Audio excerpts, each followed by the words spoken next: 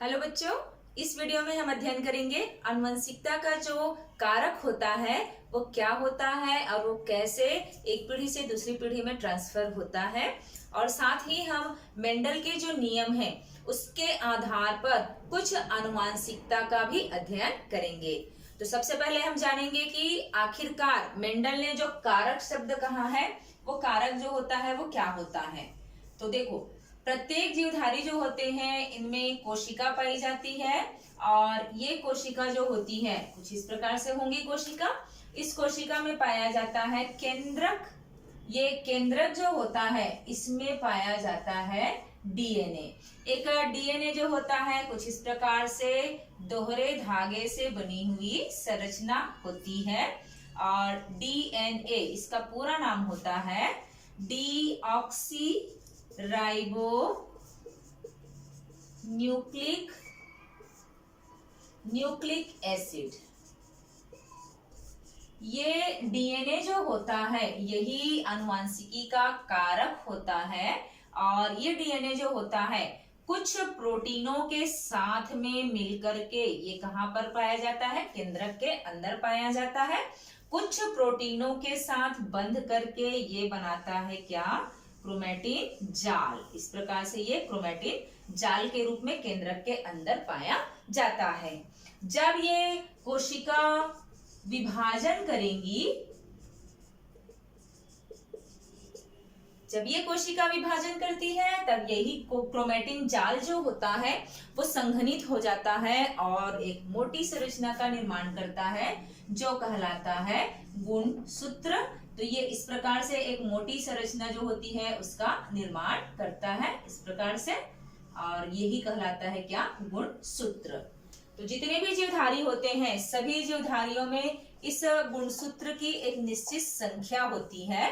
जैसे अगर हम मानव शरीर की बात करें, मनुष्य जाति की बात करें, तो मनुष्य जाति में टोटल गुणसूत्र जो होते हैं वह होते हैं 46।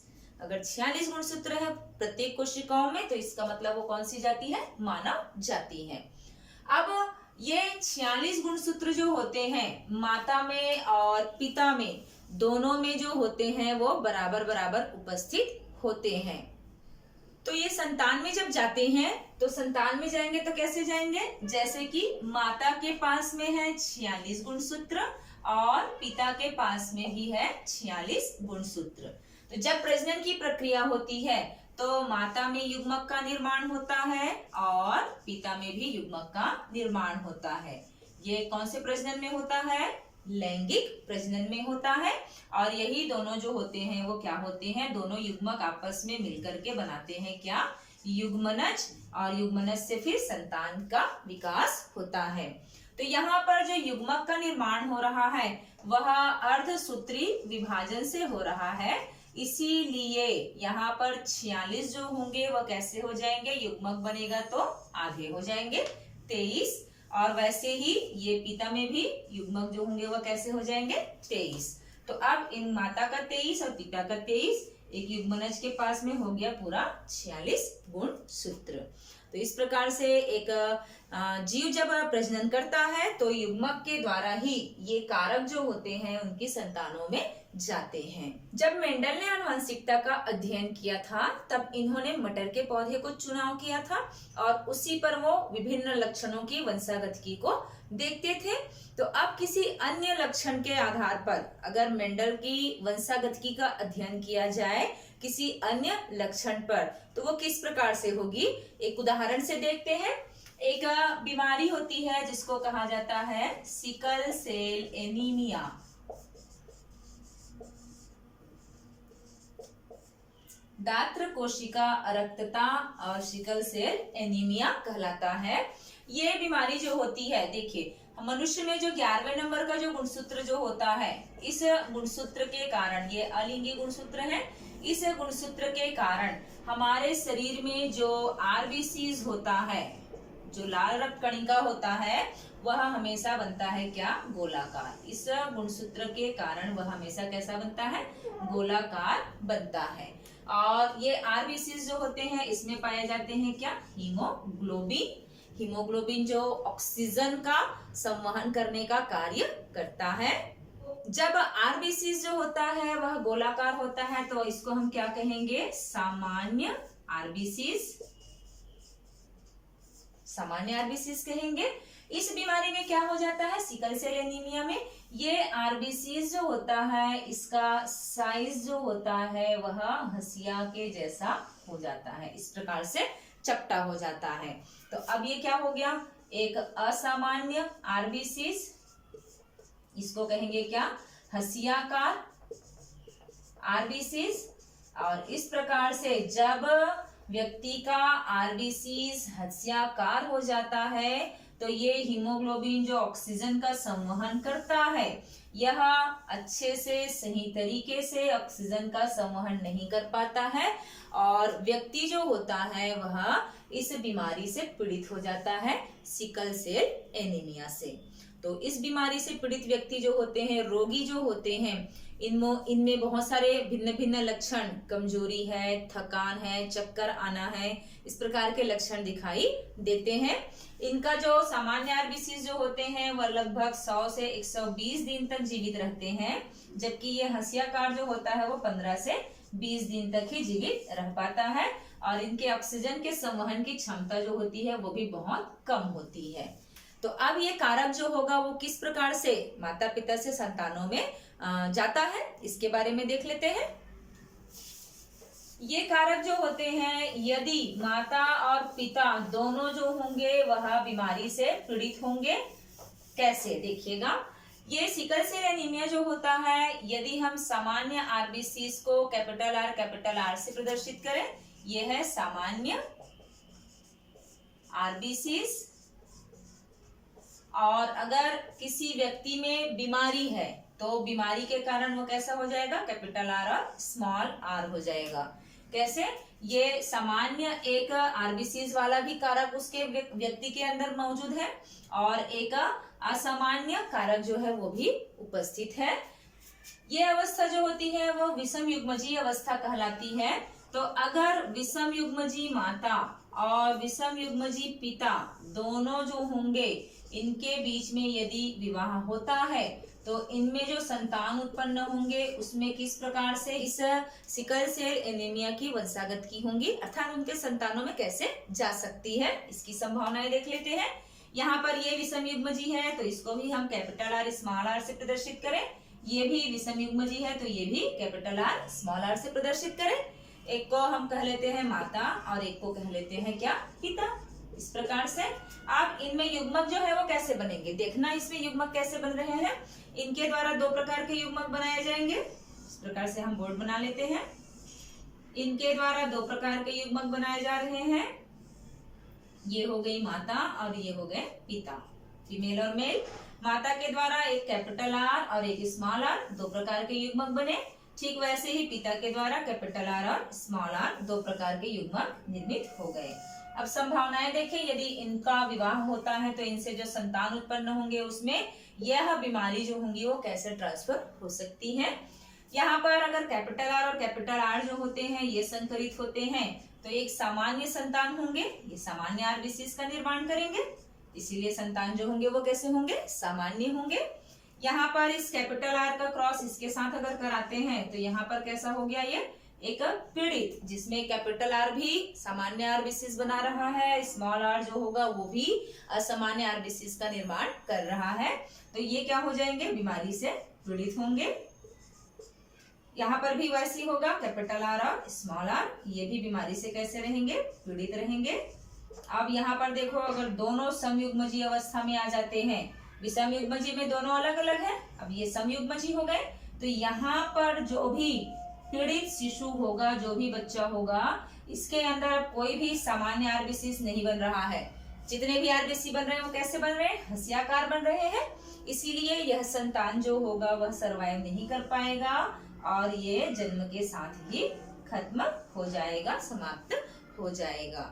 तो इस प्रकार से ये सिकल सेल एनीमिया जो होते हैं, इसके कारक जो होते हैं, इस प्रकार से अगर इनकी वंशागत की होती है मेंडल के नियम के अनुसार, तो यहाँ पर एक प्रभावी कारक होने के कारण ये अप्रभावी कारक जो है वो ज्यादा असर नहीं दिखा पा रहा है, लेकिन यहाँ पर दोनों अप्रभावी कारक साथ होने के कारण पूरा असर दिखाते हैं और जीव पर बहुत ज्यादा हानिकारक एक घातक प्रभाव डालते हैं।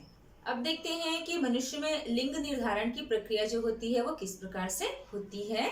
मनुष्य जो होते हैं इनमें जो टोटल 46 गुणसूत्र होते हैं, इन 46 में से 44 गुणसूत्र जो होते हैं इनको कहा जाता है कायिक गुणसूत्र, जो कि नर में और मादा में दोनों में एक जैसे ही लक्षणों का प्रदर्शन करते हैं। जबकि दो अलग अलग गुणसूत्र होते हैं, यह लिंग गुणसूत्र कहलाते हैं। यही जो होते हैं वो भिन्न भिन्न होने के कारण ही नर और मादा की शारीरिक संरचनाएं जो होती है वो भिन्न भिन्न दिखाई देती है।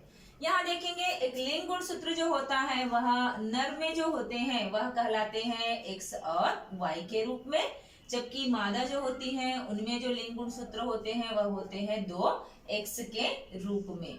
तो इस प्रकार से इनके लिंग में जो अंतर आता है वह इन्हीं कारकों के कारण होता है, इन्हीं लिंग गुणसूत्र के कारण होता है। तो अब देखेंगे अगर एक संतान की उत्पत्ति होती है तो वह संतान वह नर होगा या मादा होगा वह संतान, तो इसका निर्धारण जो होगा वह मेंडल के अनुसार, मेंडल के प्रयोग के अनुसार किस प्रकार से होता है इसको देख लेते हैं। माता में टोटल गुणसूत्र है 44 और 44 के साथ है कौन, डबल एक्स लिंग गुणसूत्र के रूप में। इस प्रकार से एक माता में इतने गुणसूत्र जो है वो उपस्थित होंगे। अब पिता में कितने गुणसूत्र होंगे, वो भी होंगे 44 प्लस एक्स और वाई। इस प्रकार से इनमें भी टोटल 46 गुणसूत्र हो गया। ये हो गया 44, ये 45 और ये 46। ठीक वैसे ये 44, ये 45 और ये 46। अब यहाँ पर क्या होगा, युग्मक निर्माण होगा। तो हम जानते हैं जब युग्मक निर्माण होता है तो कौन सा विभाजन होगा, अर्धसूत्री विभाजन, मतलब ये आधे आधे हो जाएंगे। तो यहाँ 44 का आधा क्या हुआ 22 और डबल एक्स का आधा क्या हो गया 1 एक्स। इस प्रकार के अंडाणु का निर्माण हुआ 22 धन एक्स। एक और बना ले 22 धन एक्स। तो इस प्रकार से माता में 2 प्रकार के अंडाणु बन रहे हैं और दोनों बिल्कुल एक जैसे हैं। तो ये बन गया इनका युग्मक जो अंडाणु कहलाया, दोनों एक समान है। पिता में भी आधा आधा कर दे तो यहाँ पर देखिएगा 44 का आधा हो गया 22 और यहाँ पर एक एक्स गुणसूत्र जो है वो आ गया यहाँ। अब दूसरा क्या बचा, फिर से 22 बचा और प्लस में यहाँ क्या बच गया y। तो अब यहाँ क्या हो गया, एक पिता में जो युग्मक बन रहा है इनको कहा जाता है क्या, शुक्राणु।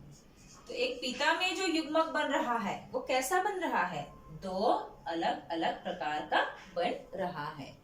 अब इनके बीच में यदि संयुग्मन होता है, मान लीजिए माता के अंडाणु का संयुग्मन जो हो रहा है वह पिता के 22 धन एक्स वाले गुणसूत्र से हो रहा है, मादा में होते हैं डबल एक्स। तो यहाँ पर जो संतान उत्पन्न होंगे इसके पास कुल गुणसूत्र कैसे होंगे देखना, 22 और 22 हो जाएंगे क्या 44 प्लस माता में उपस्थित एक्स और पिता में उपस्थित एक्स, ये हो गए क्या 44 धन एक्स एक्स। तो ये 44 धन एक्स गुणसूत्र किसमें पाए जाते हैं, एक माता में, माता मतलब एक फीमेल में पाए जाते हैं। तो ये संतान जो होंगी वो क्या हो जाएंगे, अब ये संतान जो होंगी वह लड़की होंगी। ठीक है, इसी प्रकार से आप देखें अगर माता का 22 धन एक्स वाला गुणसूत्र जो होगा, युग्मक जो होगा वह पिता के 22 धन वाई शुक्राणु के साथ संयुग्मित हो जाता है तो यहाँ पर संतान उत्पन्न होगा, उसमें कितने गुणसूत्र 22 और 22 हो गए 44। अब माता का एक्स गुणसूत्र, पिता का वाई गुणसूत्र, तो अब ये क्या हो गए 44 धन एक्स वाई। 44 के साथ एक्स वाई जो होता है वो किसमें होता है, पिता, पिता मतलब ये क्या है नर है। इस प्रकार से यहाँ जो संतान उत्पन्न हो रहा है वो क्या है अब लड़का। तो इस प्रकार से माता और पिता में उपस्थित जो गुणसूत्र होते हैं जब वो संतान में जाते हैं तो यहाँ पर लिंग गुणसूत्र उपस्थित होता है। इसी लिंग गुणसूत्र के कारण ही जो संतान है उनकी संभावनाएं बनती है लड़की होंगी या लड़का होगा। तो यहाँ पर वाई गुणसूत्र अगर जाता है, जो कि किसमें उपस्थित है, एक पिता में उपस्थित है, एक शुक्राणु में उपस्थित है। ये वाई गुणसूत्र जब मिलता है पिता से, तभी जो संतान होता है वह लड़का होता है।